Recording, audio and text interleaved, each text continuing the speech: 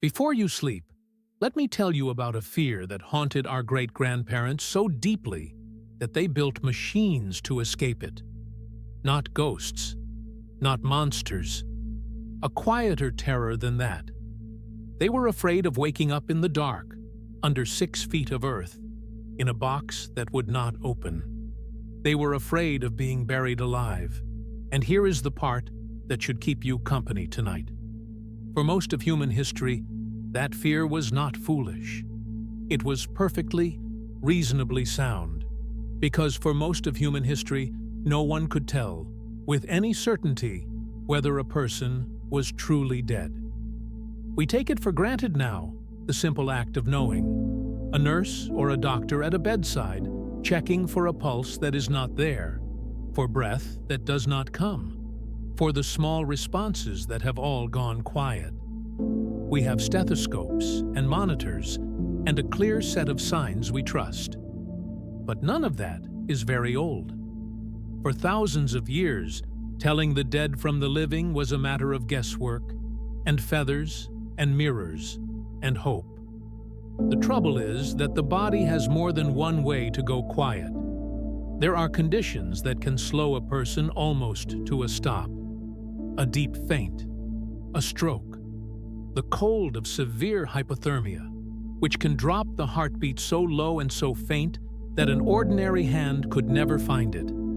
There is catalepsy, a strange state in which a person goes rigid and still and unresponsive for hours, even days, while remaining somewhere underneath, alive.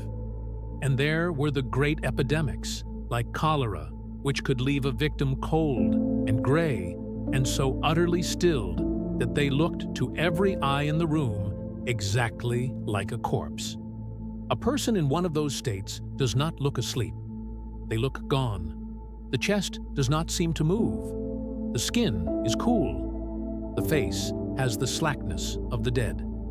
And to a frightened family in a candlelit room 200 years ago, with a doctor who had no real tools, there was no way to be sure.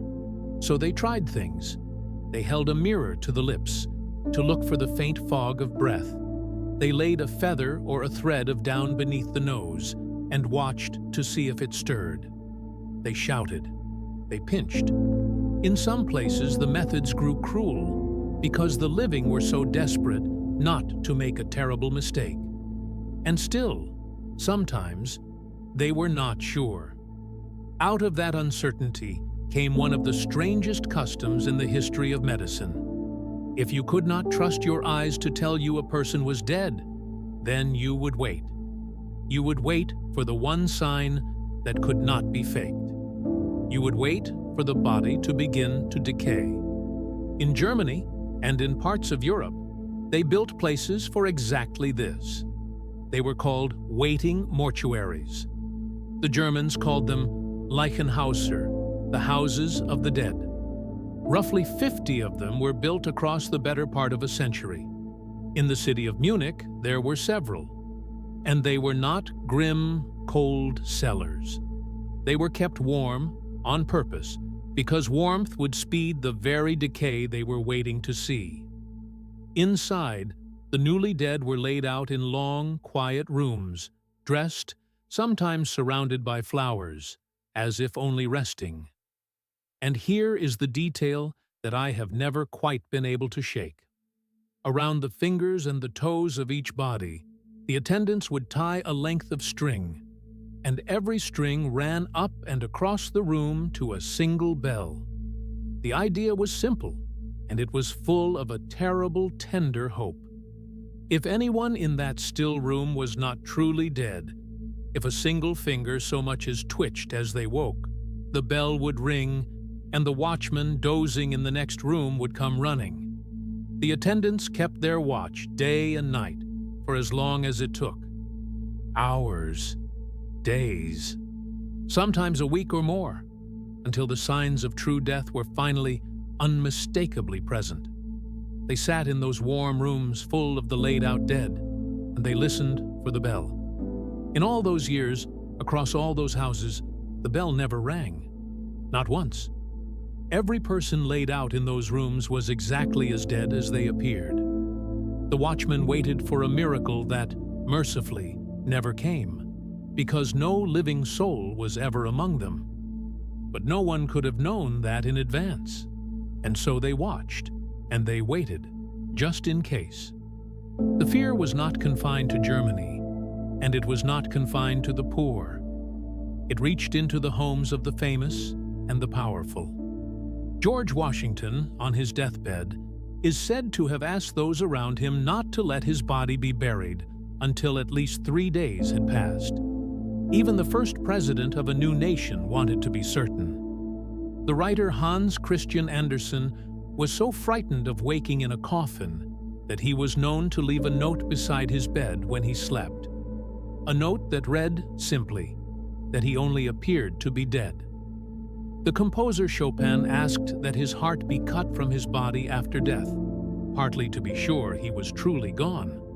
And the great writer Edgar Allan Poe took the whole national dread and pressed it into a single famous story of a man with a horror of premature burial who builds himself a tomb he can escape from and wakes one day convinced the nightmare has finally come true. That was the world the safety coffin was born into. If you cannot be certain a person is dead, the inventors reasoned, then at least give them a way to call for help if they wake. And so, across the 1800s, the patents poured in. More than 30 different safety coffin designs were registered in Germany alone, 22 more in America, between the 1860s and the 1920s. They were marvels of anxious imagination. One of the best known, patented by a man named Franz Wester, ran a tube up from the coffin to the surface, wide enough to lower a ladder, with a cord tied to the body that led to a bell above the grave. If the sleeper woke, they could ring for rescue, or simply climb out, up through the earth, into the air. Later designs grew more elaborate still. One promised that the smallest movement of the chest would trip a spring, fling open a lid above ground, and let in light and air and the sound of someone shouting your name. It is easy to laugh at them now, but look closely, and they are not really machines about death. They are machines about doubt. Every spring and tube and bell is a small monument to a single human wish. The wish never ever to be left behind by mistake. Now, you may have heard that this is where we get certain phrases. That a bell on a coffin is the reason we say a person was saved by the bell. That a corpse with a string on its finger is a dead ringer. That the man who sat up watching for the bell worked the graveyard shift. It is a wonderful story. People love to tell it. It is also completely untrue. Every one of those phrases comes from somewhere else entirely. Saved by the bell is from the boxing ring, the bell that ends a round before a fighter is counted out. A dead ringer was a racehorse run under a false name. The graveyard shift is just the old plain name for the lonely quiet of working through the dead of night. The coffin story was stitched onto them later by people who found it too good to check. The bells were real. The phrases were not. So what finally ended the fear? Not the coffins. No safety coffin is ever known to have saved a single living soul. Not one of those bells ever rang for a person who woke. What ended the fear was the slow, unglamorous arrival of certainty. It was medicine, finally catching up. In the 1800s, a French doctor named Bouchou proposed something almost radical in its simplicity. Use the new stethoscope. Listen to the chest. If there is no heartbeat at all for a few full minutes, then, and only then, call it death. The signs of dying were studied and listed and taught until a trained hand at a bedside could know, truly know, what generations before could only fear. The terror faded in the end, not because it was ever silly, but because we built the tools to lay it to rest. The waiting mortuaries closed. The patents stopped. The bells were taken down. And being buried alive slipped out of the realm of real, sensible dread and back into the place where it belongs, in the pages of a Poe story, a thing to shiver at, safely, from a warm bed. Anyone who has stood at a bedside at the moment of death knows that it is treated with enormous care. The checking and the rechecking, the quiet certainty before anything is said aloud. We are gentle and we are slow about it, and there is a reason for that gentleness. It was paid for over centuries by everyone who was ever afraid that the people they loved might get it wrong. So tonight, as you settle into the dark, you can let that particular fear go. There is no bell tied to your finger.